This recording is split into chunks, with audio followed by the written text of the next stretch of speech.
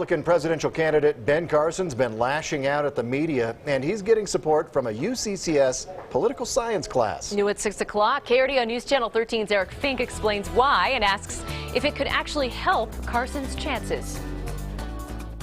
Ben Carson spent the weekend defending his past and lashing out at journalists who Carson says are trying to tarnish his campaign. And the American people are waking up to your games. Questions about the authenticity of several events in Carson's life aren't escaping the GOP frontrunner on the trail. Anybody who going back decades can be 100% accurate on everything.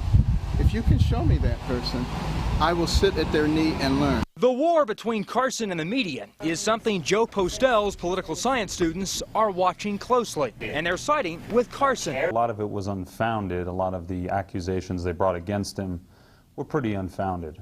The American people do not particularly trust the media these days, and particularly Republican primary voters do not trust the media. And so in terms of how it's going to help him, I think it will give him increased fundraising support, increased advantage among the kinds of voters that he needs to win in order to get the nomination. Postel thinks when primary voting begins, Carson can benefit from the tough questions posed by the media. And he says there's no doubt the media has become a much more powerful player in the campaign process. I think the media has vetted most candidates pretty aggressively. The number of media outlets and the number of platforms have soared. That in turn have provided more questions to the candidates, but also have given the candidates, according to Postel, more of an opportunity to get their message out.